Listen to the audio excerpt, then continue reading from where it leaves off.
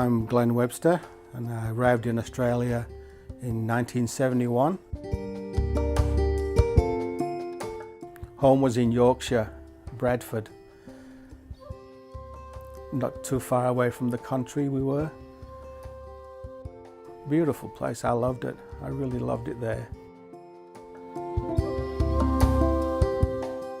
I remember when the ship pulled into port and I just looked around and went, oh wow, this is amazing, and because it was just so different.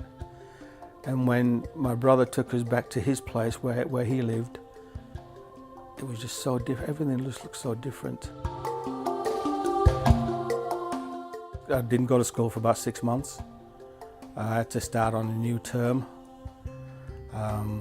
which I found very difficult to adjust to because it was so different. The kids were different. The whole teaching process was very different. They were doing stuff here which I'd never even heard of back in the UK. And there was on a sort of a different level, different sort of teaching level. They had things like doing algebra, which was not at my level when I was back in the UK. Yeah, I told my teacher about that and he said, well, that's just the way it is. You're going to have to try and catch up. I had to try and do it all on my own. Never caught up to them.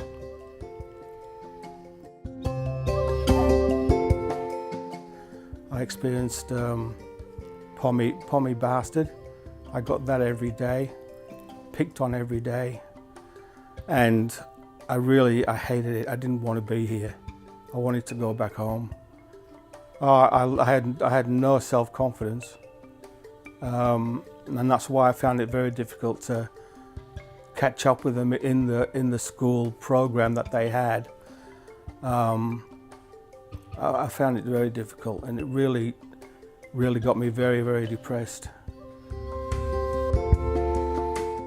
When my mum and sister started work here, they found it difficult to fit in. On their first day there, one of the girls who worked there said, "Oh, here we go. Here's another bloody pom." How do you do that? How do you deal with that sort of thing on your first day? New in a country, new in a job. You found it very difficult. Well, we were promised a new life, an exciting life, and we didn't get that. Come to Australia for a new life. It's great here. It wasn't. It was horrible. It was a nightmare.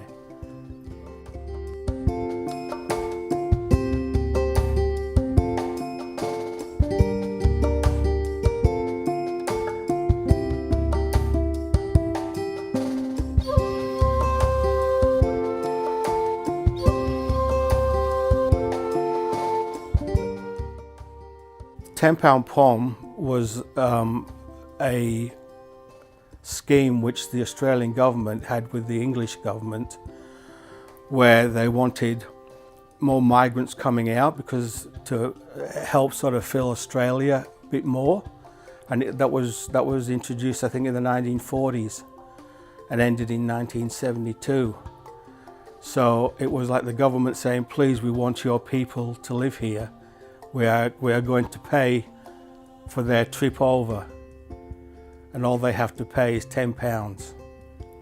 And that's what it was. If I could turn back time, I would have stayed. I would have stayed.